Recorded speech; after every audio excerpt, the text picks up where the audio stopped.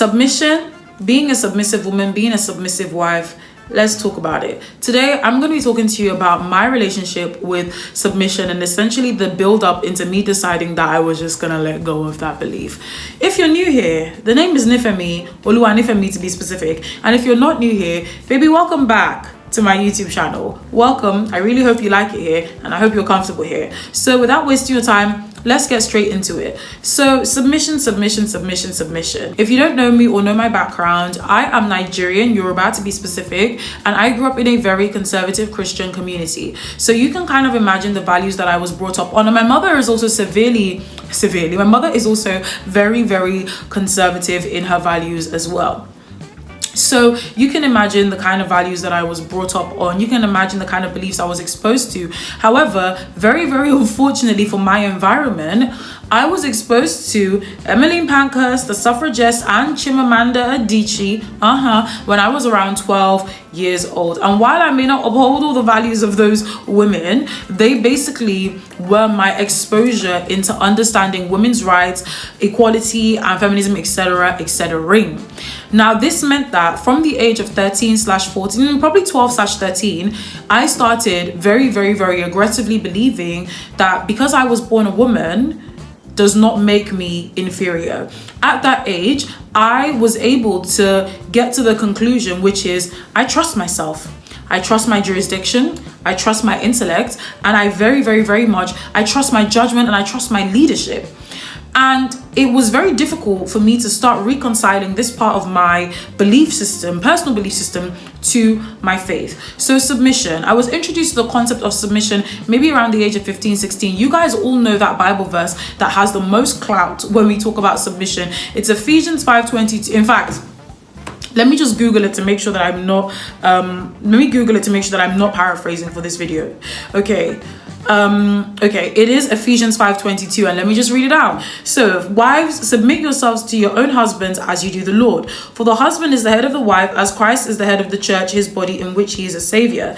Now, as the church submits to Christ, so also wives should submit to their husbands in everything.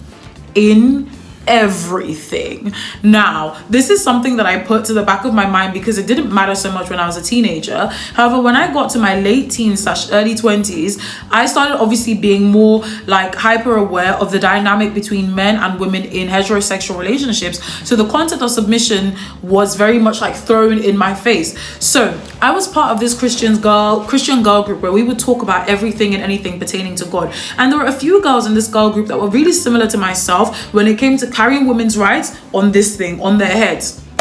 So the topic of submission came up in one of the meetings that we had, and a girl that we kind of viewed very senior to us basically told us, guys, submission doesn't mean your husband has the final say. Submission doesn't mean that your husband's the boss of you. We said, really? She was like, no, guys, all submission means is that your man is the head and you are the neck. I remember, guys, the neck turns the head. Everyone said yes. Everyone said clock it. Everyone said exactly. And it's so funny because looking back, it was just cope.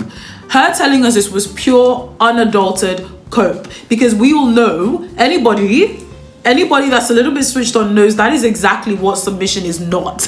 There is nothing about what that girl describes that even mimics or indicates submission, right? But this was something that I told myself submission was, because it meant that I'd be very comfortable with the ideology and concept of submission, because I was trying to convince myself that I believed in something I did not believe in. And it's hilarious because I see a lot on social media. I see the religious girls flip, reverse, and refurbish the definition of submission, because very, very few women that, are into their faith, very few women are bold enough to be like, you know what, I don't know about all that submission stuff. I don't know about that.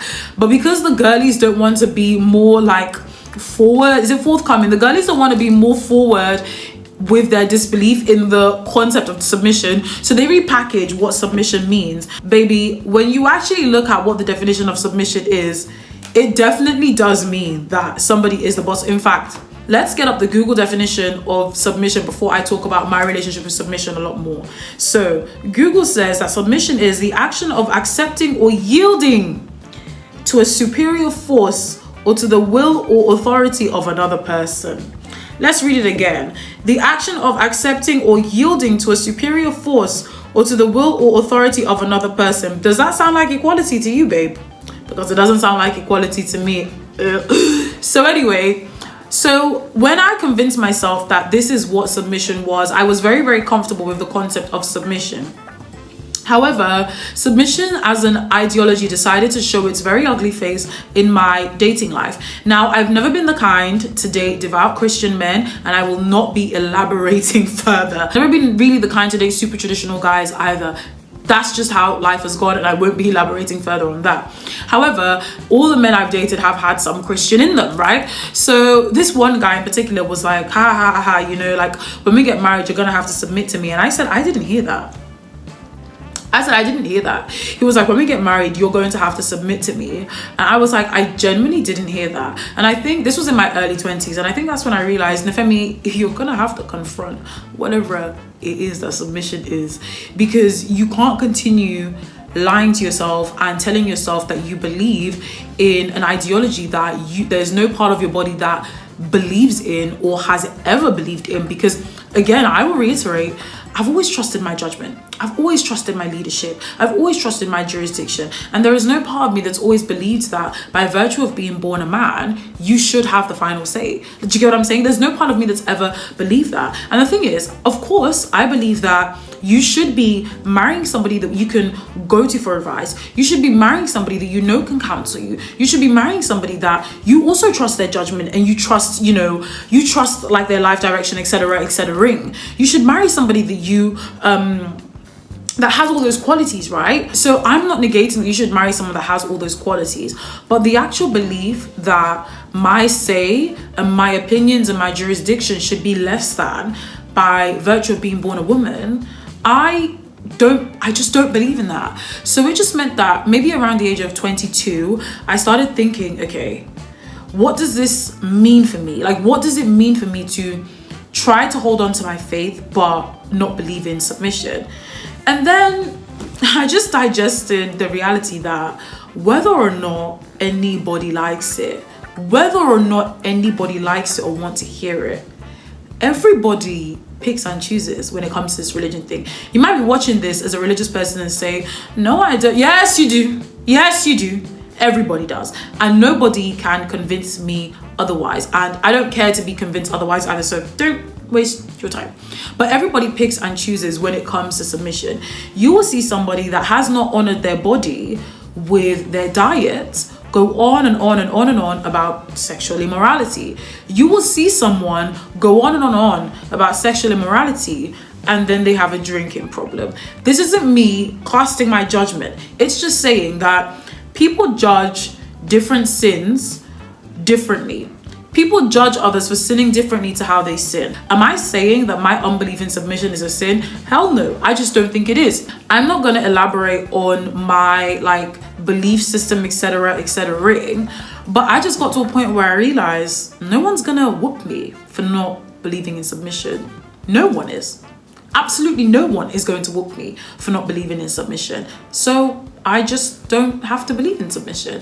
And yeah, and I just want to say, every time I see hyper-religious girlies discuss submission online, there is a lot of cope. And I just want to say, you either believe in submission or you don't, okay?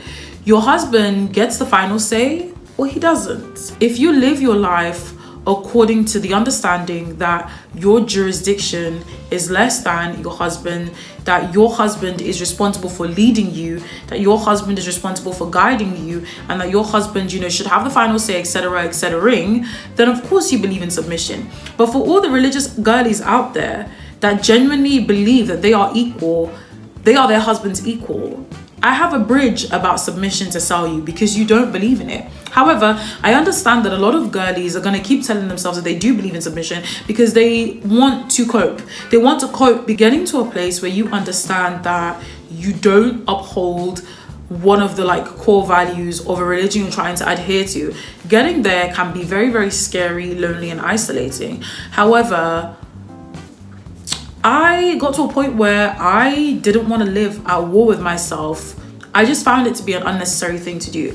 If you are someone comfortable with living at war with yourself, if you are someone comfortable with constantly forcing yourself to believing something that you are struggling to believe in, then so be it. It's okay for that to be your reality. However, quite a few years ago, I let go of forcing myself to believe things that were causing internal turmoil in me. I let go of things that were causing me to feel as though I was at war with myself. It's just not for me. A couple things that I forgot to say in my video was that for the longest time, a lot of people have been saying that submission is not equal to subjugation. But my question to everyone is, if subjugation wasn't the intention, the word submission would not have been used. Submission means yielding over authority, and that is not equality. So if the intention was not for subjugation, the word submission would not have been used in the context of religion at all. And my last thought is this: if submission is truly the natural order of things, if submission is truly how women are meant to act, if submission is in the true nature of women, you would not need centuries of legislation and violence to ensure that it occurs. Nature does not need reminders. I think I've seen one of my favorite women on Twitter actually say this before, but nature does not require reminders in order to do what it's meant to do.